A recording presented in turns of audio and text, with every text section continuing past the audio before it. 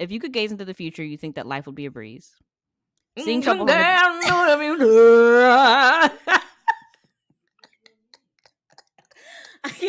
I can't even hear my own thoughts because you're screaming.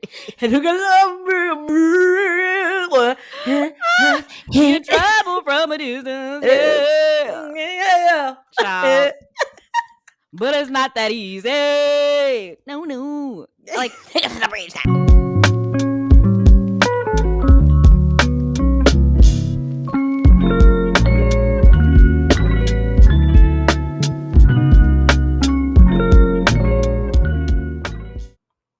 Good morning, everyone.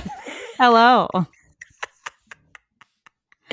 Hope you all are having a great time this week. We are at now, what is it, the beginning of November? Yeah, We first made it. November, which is crazy. Holy moly. I don't even But want by to the think time about this it. comes out, it'll be November 3rd. Yeah.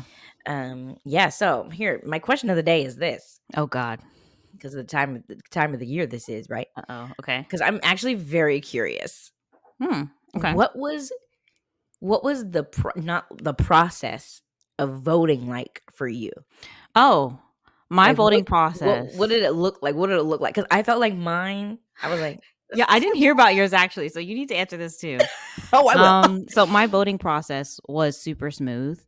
Okay. I was able to find early voting locations. I think I've always voted early. I've never voted on voting day.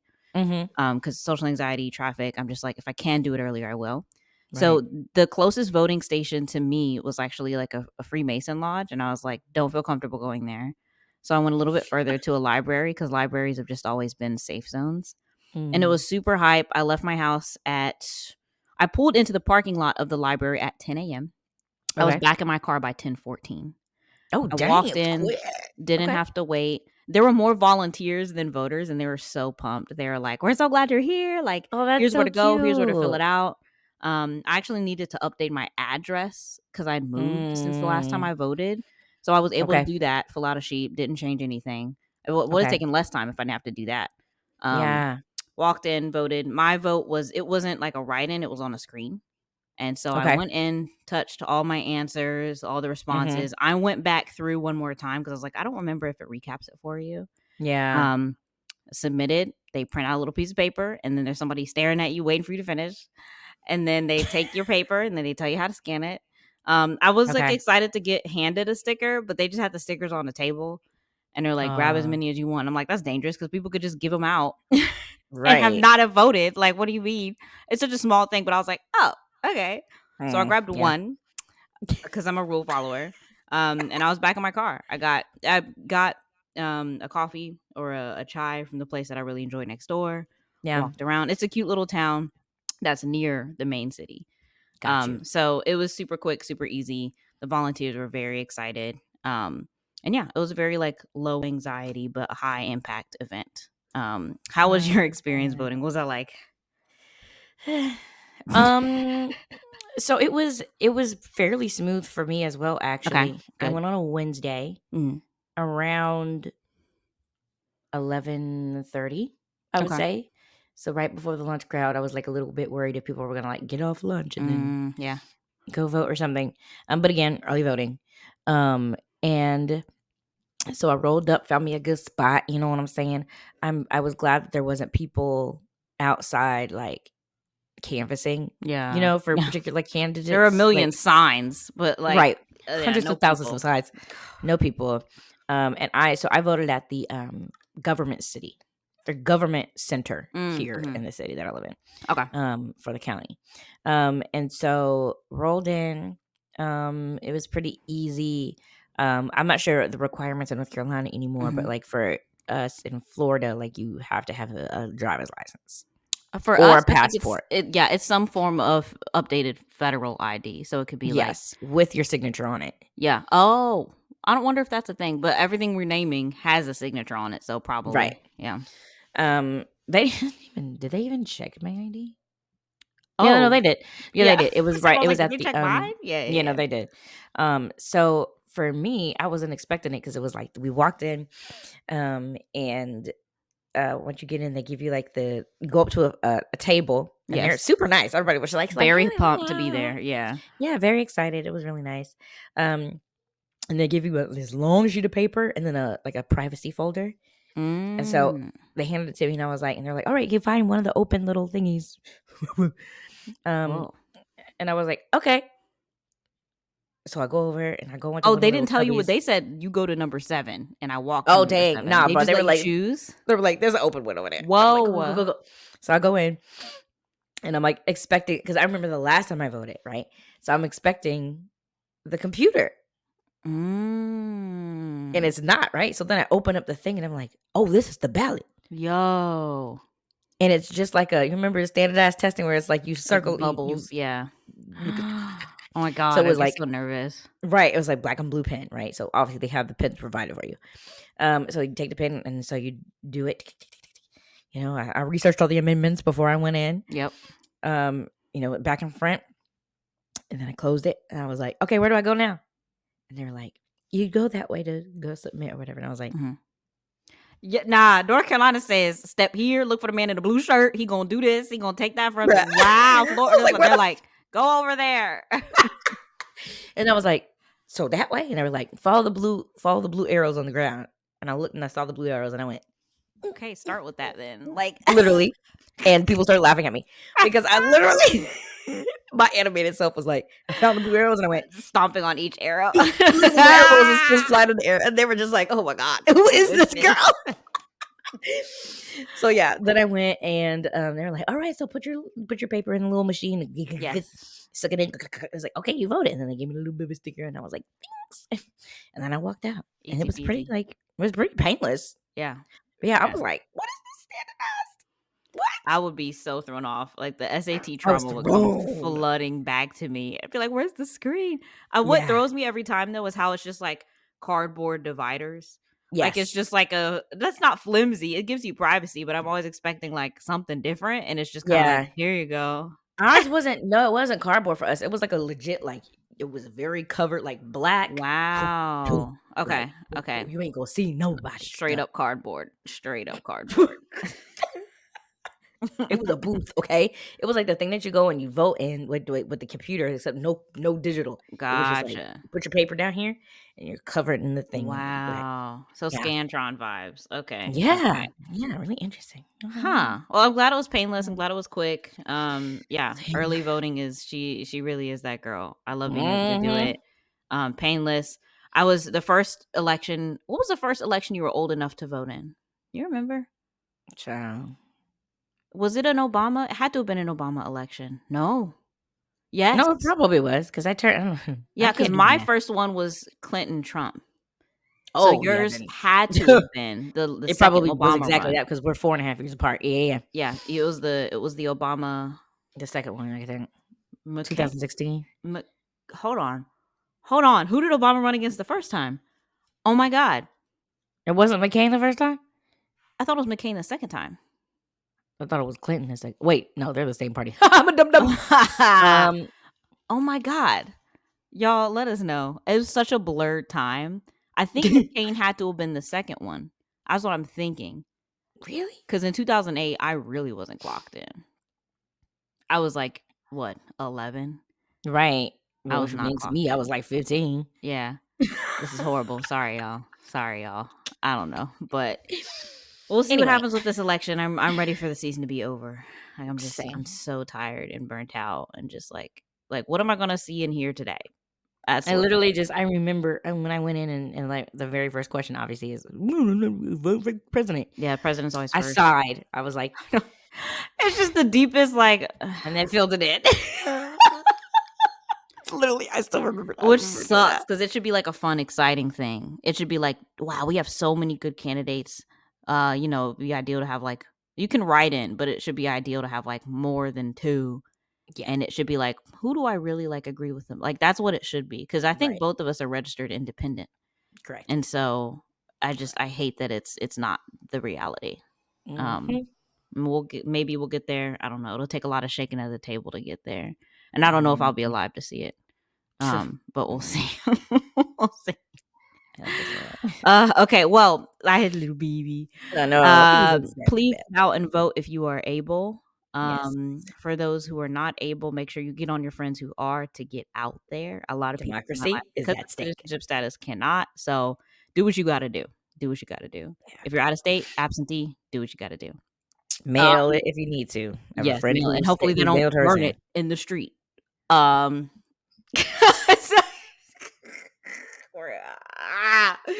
okay, it is time for Put You On. And speaking of this country, it is November 1st, as you know. So it is Indigenous Heritage Month, at least here in the US. So I had the ability on the few times that I do get out the house. Since being pregnant, I got out the house.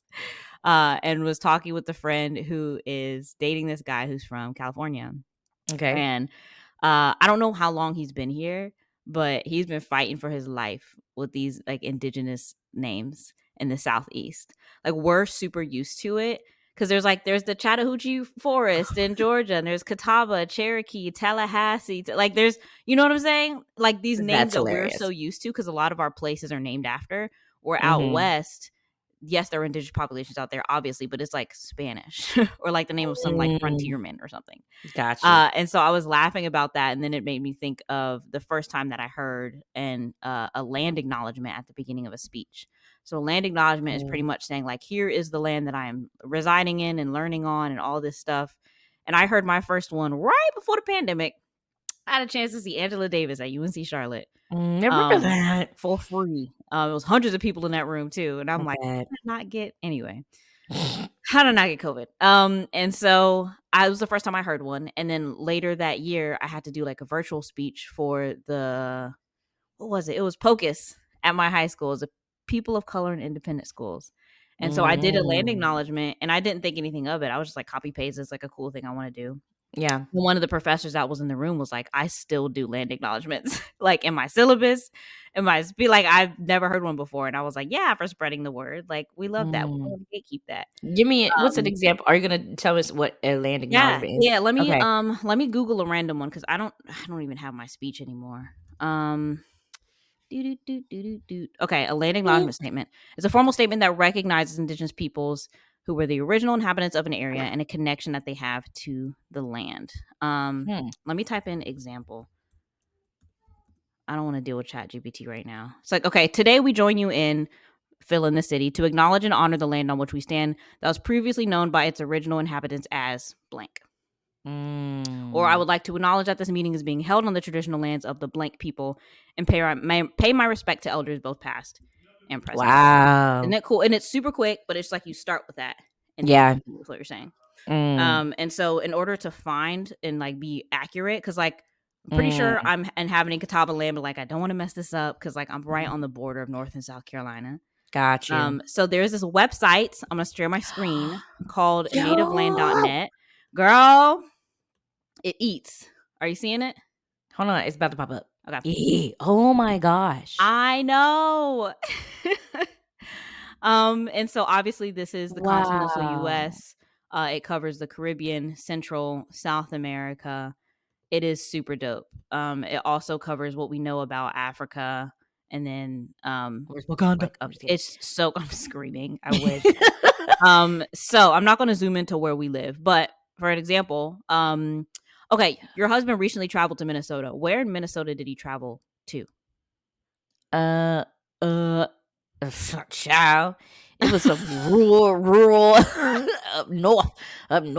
It was like, so if you take St. Paul, for example, it was like probably 3-4 hours north of St. Paul. Jesus. Minnesota. Okay, so I have terrible geography skills when I don't have the lines on the map. Yeah, I'm like, where? I'm decolonizing my mind. So he was somewhere up here. Watch this be like Iowa or something. Wisconsin. So right, so you're able to like click it, and then have like contact to like the local nations there and searching like the languages and the territories and like history around the treaties. And it's also really cool to see the overlap because like this is how societies should look and usually look. Like the drawing lines, the lines are fake, guys. It's all made up. Sure is.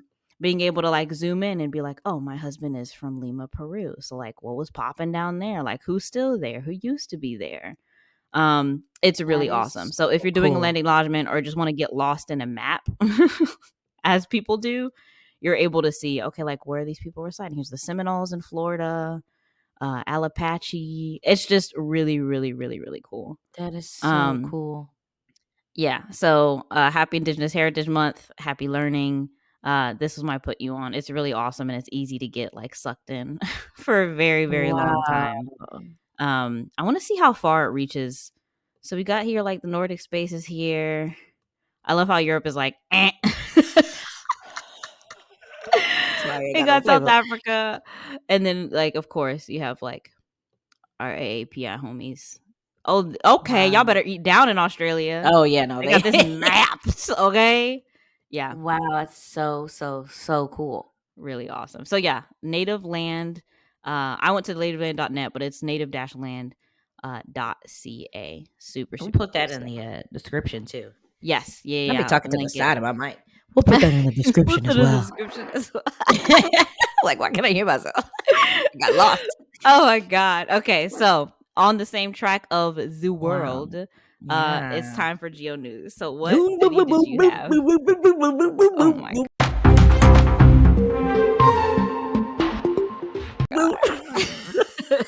It gets worse every time.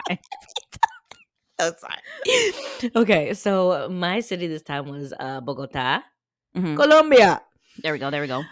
Okay, so this one is fun. I'm glad you ate beforehand because I was reading this and I was like, eh. Oh, okay. I was like, is this gross? Okay. I can eat right now. Okay, oh, so. God. Okay. A renowned Colombian chef's guide to eating your way through Bogota. Ooh. Okay, so Chef Alvaro Clavijo runs one of the world's best restaurants. Here's where he dines in his hometown, from traditional markets to fine dining. So that's kind of like a summary. Shrouded by the cloud of decades of armed conflict between the government and several waves of guerrilla groups from the 1960s until fairly recently, Colombia was considered a place to be avoided. Violence drove out talent, even tourism. Dependent sectors like fine dining saw many people pursue careers abroad. But the 2016 peace treaty brought relative stability, and with it came droves of tourists and the return of previously expatriated. That's a new one. I know what the word means, but I'm actually not confident on how to pronounce that. Locals. Anyway, among them was Chef Alvaro Clavijo, who came back to Bogota almost after a decade overseas, and opened El Chato, which has repeatedly been recognized as one of the world's best restaurants. So it talks about how it now attracts travelers eager to see like the landscape and sip on the coffee. It's always Colombian coffee. It's like, putting it that people always want to go to Medellin, Santa Marta, or the coffee region, but they use Bogota only as a stop to get to other places. But it's recently become more of a culinary jewel and a highlight. And so he says Bogota has an incredible gastronomic offer that didn't exist some years ago. You have a great variety of restaurants all over. You can find anything from young chefs who are coming back to do their projects to those who have been working here for years, as well as traditional restaurants that fortunately still exist. So he lists out some places, right? Oh my God. I want you, let me see how many there are. Oh my God, that looks amazing. I want you to tell me which one you want me to read. All right. So here is what you have between. Hopefully my webpage keep up with me. So number 1 is best for home style dining with big portions. Okay. Hallelujah. Best for traditional Colombian with a twist. You've got best for fine dining and wowing friends. You've got best for empanadas. Best for regional food that surprises even Colombians. And I think that is it. Yeah, those are your 5 choices. I'm between the home style and the empanadas because I love an empanada. I really do. But let's do the regional that'll surprise locals. Like I feel like that is the information that needs to be out there. So I'm ready. Okay, so that was number 5, I believe. I think so. Yeah. Yes. Okay. Best for regional food that surprises even Colombians. So it's called not page unresponsive. No, it's so elusive. Not even you can find it. Anyway, Should I choose another one? No, you're good. Best for Okay. regional food that surprises even Colombians, acai. So named, as I guess it's called acai, named after Amazonian palm and another word I don't know, eponymous, fruit. Okay. Acai brings the flavors of the rainforest to the mountainous capital. And of Mhm. all the Colombian restaurants where you can eat, Amazonian food, I think, is the one that does it best, says Clavijo. So, during Colombia's 5-decade-long armed groups and cartels controlled parts of the remote Amazon region, but recent relative peace has opened the jungle to an unprecedented number of tourists, including chefs looking for surprising new flavors. In the past decade, ingredients like the creamy capauzu fruit or piraraku. These accents at the end of the word. Listen, those indigenous languages, bro, have me torn up, I man. love it. Have finally, it says one of the world's largest freshwater fish species has finally become more common. Because of its surprising tenderness and delicate flavor, it's the star ingredient in acai's menu. Other notable dishes include the piranha fillet topped with not big-headed ants, and mojojoy, Amazonian beetle larva, which are a staple food in many of the region's indigenous communities. That's Yeah, so it's called fire. acai. Acai. That is so fire. And it makes me think of, like, for some reason, it's the scene in Emperor's New Groove. Somebody's eating like a big juicy bug in Yep, that. I remember it. I remember as soon as you said it, I remembered it. And I It came remember in my head. thinking like it was supposed to be gross to the viewer, but I was like, that looks kind of fire. Cause it was like fruity. Like for me, it seemed like a juicy, like a passion fruit. You know Yes. what I'm saying? And Yes, I so I remember just that. like What character was that? I'm not a I picky feel like it eater. was Cusco. Like, It had as to. it was. What scene It was was it Cusco though? dressed up as the As the lady in Cusco and drag. That's a in great the Halloween in costume the cafe, with like 3 eyelashes. but long, bro. He was like, David Spade is just a masterclass in voice acting in that whole scene. it's crazy that just came back to me. Yep, it was That's what him. I think of. And that's Lipstick. kind of proximate because it takes place in Peru. It also has like Mhm. most of the Amazon. But no, I Yeah. think it's Brazil actually. Oops. So but I think that like I as a traveler, I tend to be a picky eater because I'm like, I've traveled all the way here. I'm not gonna eat something and get sick. But I wish I Mm. was more of an adventurous eater to be able to try it. Yeah. Cause it's like you just can't get that anywhere else. Like you Yeah. cannot get that anywhere else. Oh man. Facts. Which one would Facts. you choose? Like what article? Like the empanadas, the home style? What called out to you? I mean, I'm extra, so it would probably be the one that was like fine dining that'll impress your friends. Oh, yeah. That is like $68 a plate. Right. For like some tapas, it's like, okay, this Right. was Child, just please. okay. Because you know me, I'm there for vibes. You know what I Yeah. mean? So if it's cute, I'm there. Right. That's true. That's true. It's like I like to be in a beautiful space. Like that's part of Yes. the experience Yes, for for sure. sure. Do you think that if you got to choose the country that you come from, Ooh. like if you're like, okay, I'm a chef, I'm joining this competition, I get to choose my adventure, and you're up in the sky before you're born, like what culture would you choose to land in if you know that being like a culinary goat is your path? Like where are you putting yourself? I mean, probably would have to be France. I Mm. feel like for so long they've been like even though, I know, we know colonization. We know.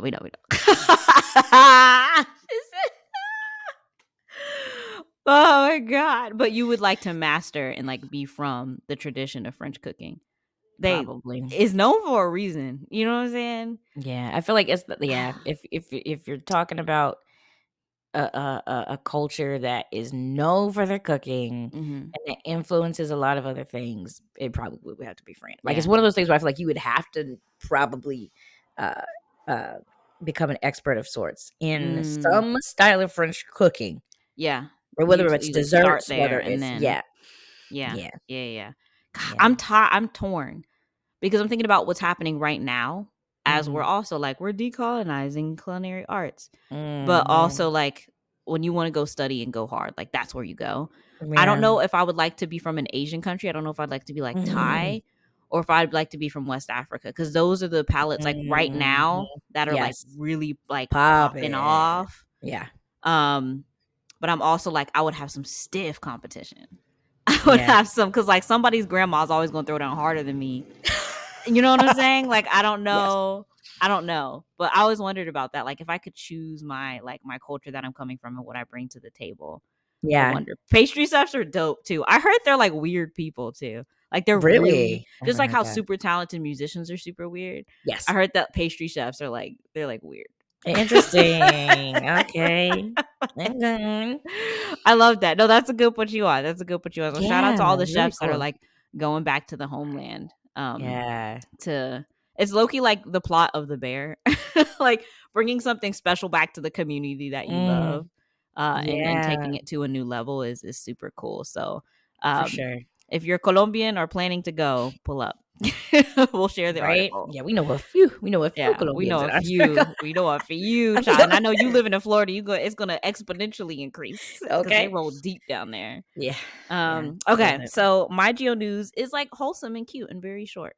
Yay. So my news comes from Prague, which I always struggle to pronounce this. I think it's just pronounced Czech. The Czech Republic. Czech. Yeah. Czech. Okay. What was you about to say? Checkers? Something. I don't know.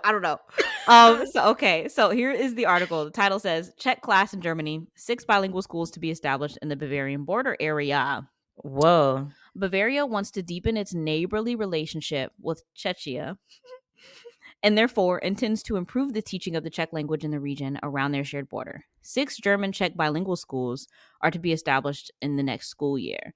The intention to establish bilingual schools in the border area was announced in July this year by the Bavarian Minister-President Markus Söder during a meeting with the Czech Prime Minister Peter Fiala in the Bavarian city of Cham. I'm pretty sure that's not how you pronounce it, but that's how I wanted to do it. 6 quote-unquote continuation schools in the lower Bavaria, upper Franconia, and upper Palatinate districts will become beacons and centers of Bavarian Czech friendship. Languages build bridges to other countries, cultures, and people's hearts, especially in the border area.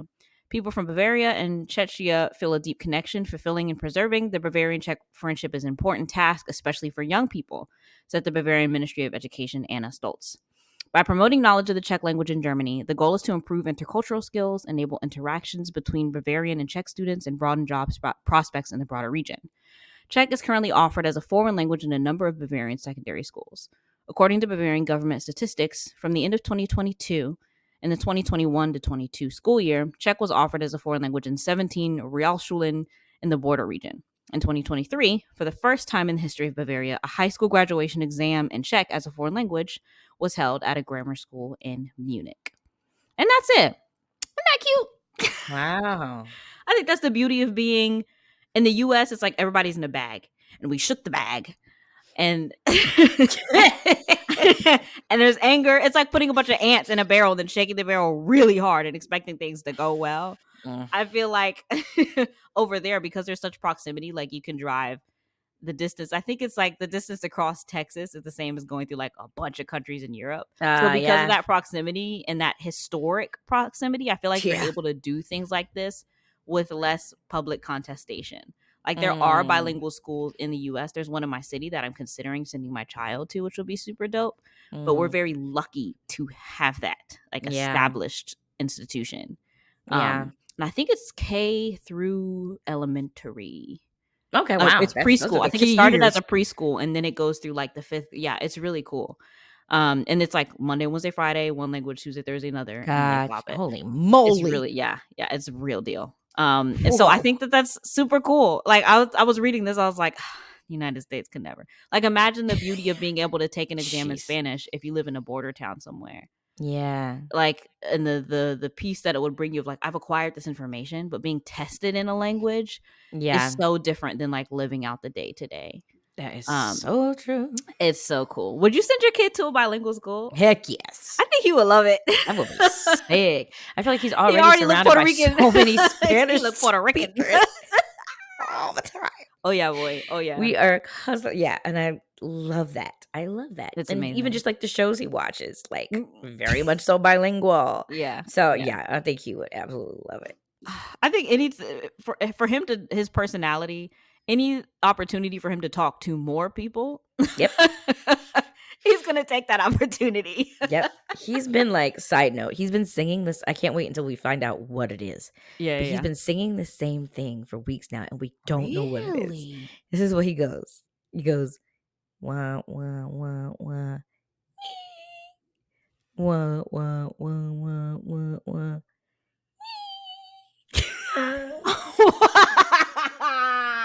And it's something.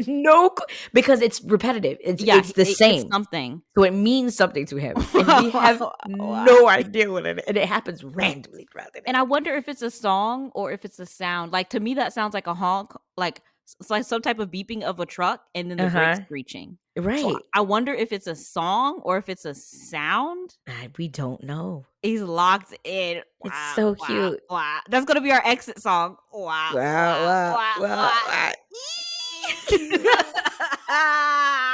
And I always like, I go with them because I can like see, because he does a pause and then he goes, and I'm like, I don't know what this What is that? Can he match pitch yet?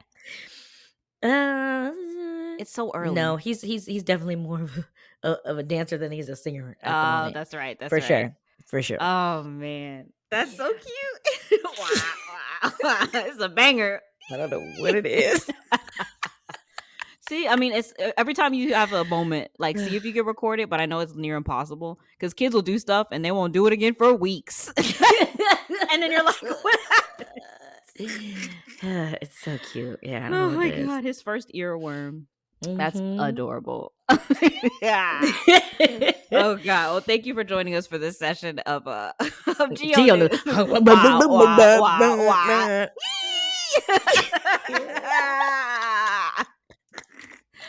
Oh my God. He's so freaking cute. Okay, so on the same strain of music, I feel like you're gonna body this, and it might be kind of boring because you're gonna be really good at it, but it's worth a try. I don't know. So the other day I was dealing with insomnia, so I was just up. And I was thinking through how a lot of TV shows, at least the ones that I watch sitcom wise, the theme songs don't have lyrics anymore. I think about Modern Family, Parks and Rec, The Office. Like, it's a musical sting. Abbott Elementary, like, there's not like lyrics anymore. Yeah, that's true. I think about that. And as we got older, we started watching different types of TV, and so I wanted to pull songs from shows that we watched together. But I'm not gonna sing you the lyrics. I'm going to just say them, and I'm gonna try to use my improv theater background that is so rusty, it's falling off the bone, to try to make it sound conversational. And I'm going to try not to match the pacing of the song. So, like, you know, the theme of Friends. So no one told you life was gonna be this way. I'm going to try to be like, so no one told you life was going to be this way. I'm going to try to conversationally talk through the lyrics to hide what song this is. Okay. And these have lyrics. They have lyrics, and I'm confident you know every single one of them because they're shows that we would watch together. Okay. And you're going to pick up the pattern. Okay. All right. So let me pull up my lyrics. I got to lock in theatrically. I'm so excited. Because I'm really, as a musician, it's very hard not to match. Like, right. Oh, it's so hard. And the cadence. Like, right. Yeah. So it's like in the phrasing, it's like the line of the song is over, but like the sentence isn't over. So I have to keep flowing through. Okay. All right. Ugh. Song number 1. Okay. Light work, no reaction. Okay. You and me will always be tight. Family every single day and night. Even when you start acting like a fool. Proud family. It's so hard. It's hard for me to be like, you and me will always be tight. Family every single day and night.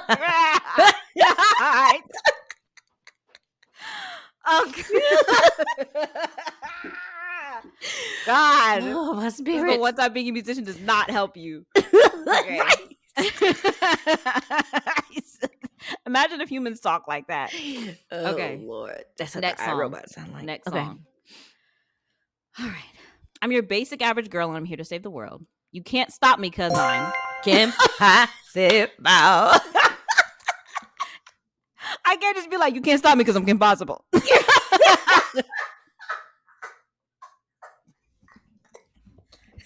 Again, Kim Possible. But what's your name? Faith and the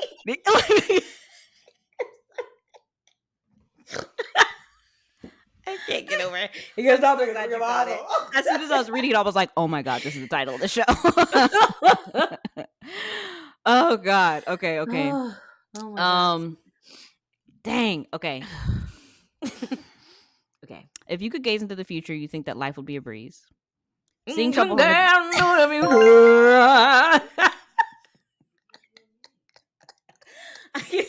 I can't even hear my own thoughts because you're screaming. And who can love me? You travel from a distance, yeah. Child.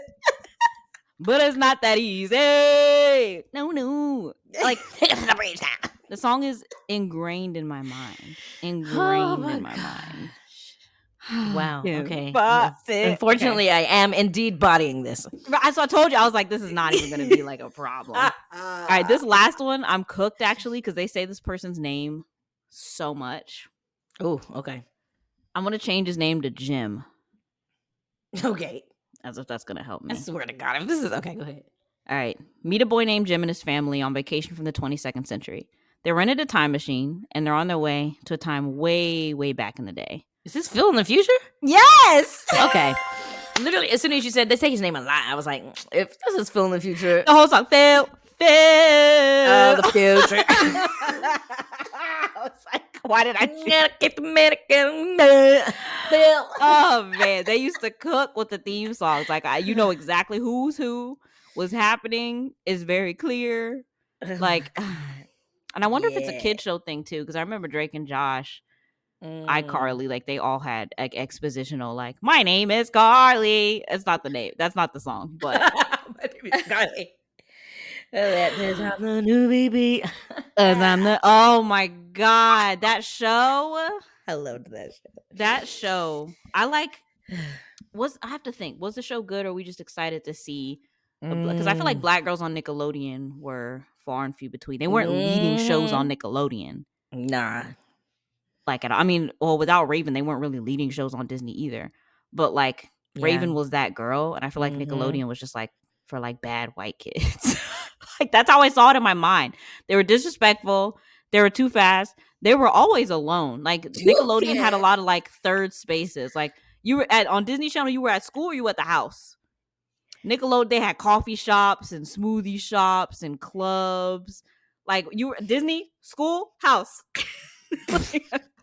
I mean, we were like in our lives, we were Disney kids. I am very much so. But True Jackson was definitely that girl. Did you hear? So she just released, I don't know if it was a book, but I just read an article about talking through stuff she was going through on that show.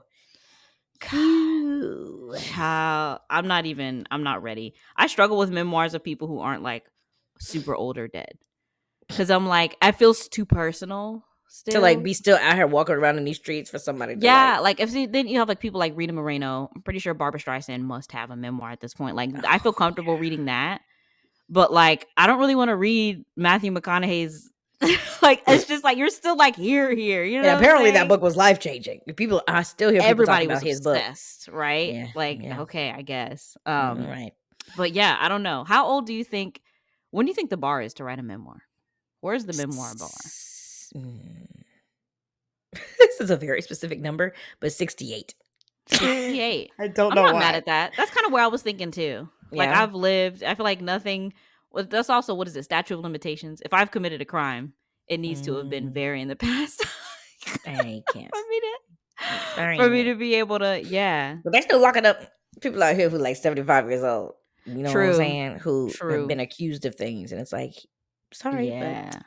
They will find you. They will find you. Yeah, I don't know. I feel like I would need some time. Like I'm glad that she's getting her story out. Sometimes it's very cathartic and helpful for people's journey to write it out. And she's been in this game for a long time. She's been in the game for a minute, so I get it. But I'm also like, I need some distance between it. Yeah, like I need hundreds of credits to her name. Like what? We're the same age. The bio is insane. I remember my first touch with her was Akilah and the Bee. I think that was the first time I saw an experience. Because I also auditioned for that movie. Oh my God, that's right. That one I was at the right age. Oh, that would have been perfect. I feel like you would have been. the tone of the movie would have completely shifted, I think. Oh, for sure. If it was you. I think people would have been like, I'm not saying this is not all to dig to Kiki Palmer, but like we were very loved children and that radiated from us. And so I feel like there are certain things you need to dig into that I'm not sure if at that time in your life you would have been able to dig into. Yeah, I agree. And then I'd be like, oh my God, Angela Bassett and Lawrence Fishburne. Like I couldn't. That's why I couldn't be an actor, bro. I'd be fangirling. I couldn't lock in. I could not lock in. You can't put me across from Chris Evans and expect me to not be like, oh yeah. It would be in my spirit. I would be just like you did. Like yeah, it would just be like tears. Like, why is she crying? Like cut. Like cut. I think that I'm actually really good around celebrities. I feel like I would be one of those people who you are good. Makes them feel like they're just normal people and make them laugh versus like, oh my God. Yeah. I feel like you find a good balance. I would overcorrect and be like, like they'd be like, why is this person you ain't even that good? Right? Why did like you get the? You didn't deserve that Oscar. Who? President Barack Obama. Who? Like I would overcorrect. I don't recognize that name. I don't know her. Isn't that Mariah Carey? I forgot who they were showing to Mariah Carey, but the famous clip of her being like, I don't know her. Oof. Oof. Yeah. Oh God. That's good stuff. Well, thank you for playing Song Guesser with me. I appreciate that. I was like, nah, this immediately is a horrible idea, but yes, into the future. Still stuck in my head.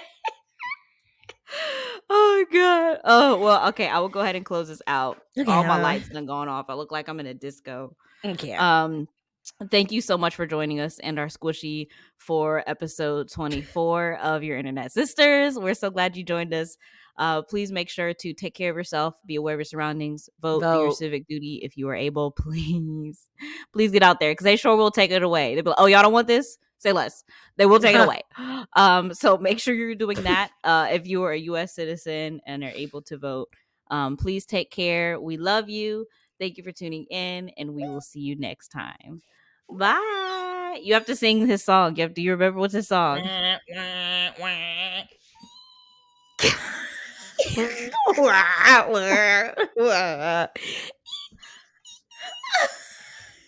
Bye.